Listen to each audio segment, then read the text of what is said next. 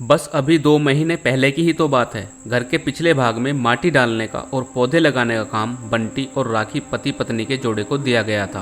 पहले दिन दोनों आए, दोनों ने खूब अच्छा काम किया। दूसरे दिन सिर्फ बंटी आया, शायद राखी बीमार होगी। उस दिन दोपहर में मेरे साथ खाना खाने के लिए मैंने बंटी को बहुत आग्रह किया। कई बार उसे कहा कि मेरे साथ खाना खा लो, लेकिन वह माना ही नहीं। वह बोला राखी नाराज हो जाएगी। मैं बोला बंटी, तुम कितना डरते हो अपनी बीवी से।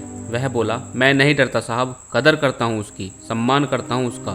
मुझे उसके शब्दों पर हंसना आ गया। मैंने उससे कहा अरे क्या रखा उसमें, न रंग है न रूप है, फिर क्यों इतना उसके पीछे पीछे भागता है।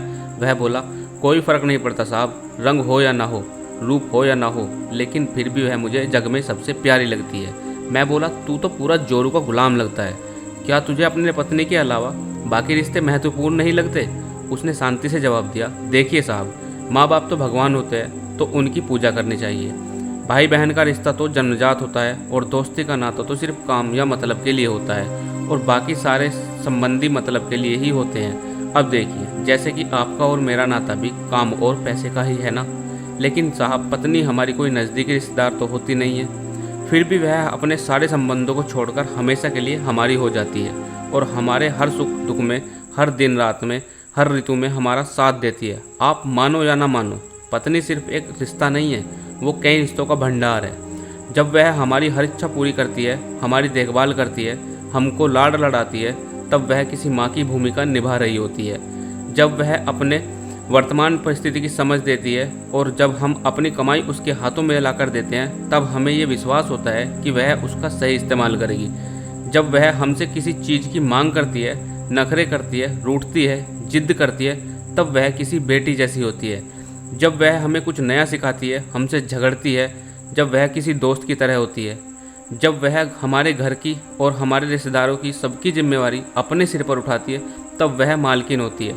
सबसे ज़रूरी, जब वह सारी दुनिया को और यहाँ तक कि अपने बच्चों को छोड़कर भी जब हमारी बाहों में आती है, तो वह हमारी पत्नी, प्रेमिका, हमारी जान, हमारा श्वास बनती है।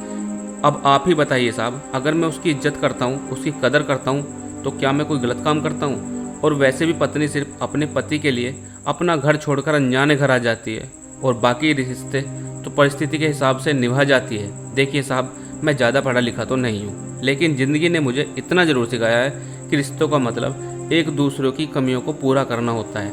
नहीं तो अगर आप बिना कमियों वाले किसी इंसान को ढूंढने बैठोगे तो ज़िंदगी भर अकेले रह जाओगे। देखिए साहब, बीवी अगर धरती पर इतना बोझ उठा सकती है, अपनी तपस्या की अग्नि में तप सकती है, तो पति को भी शांत और उतना ही बड़ा विशाल आसमान की तरह बनना पड़ेगा, जो उसे समय समय पर प्यार की बारिश से भिगोता रहे। साहब, बहुत देर हो गई है, मैं जाता हूँ, कहकर बंटी वहाँ से जाने लगा, और मैं उसको पीछे से ही जाते हुए देखता रहा। आज इस चुटके पर मजदूरी करने वाले आम इंसान ने मुझे बहुत बड़ा उपदेश देने वाला गुरु नजर आ रहा था। उसकी वो बात कि पत्नी कैसी भी हो, उसको मान देना, उसकी इज्जत करना, देखभाल करना हर विवाहित पुरुष का प्रथम कर्तव्य है। और ये गुरु ज्ञान मुझे जीवन भर याद रहा, और याद रहेगा ये भी कि कैसे उसने मुझे पत्नी के रिश्ते का सही अर्थ समझाया। दोस्तों, आपको ये वीडियो कैसी लगी हमें कमेंट बॉक्स में ज़रूर बताएं। वीडियो अच्छी लगी हो तो वीडियो को लाइक करें, और ऐसी ही वीडियो पाने के लिए हमारे चैनल को सब्सक्राइब करना बिल्कुल ना भूलें। धन्यवाद।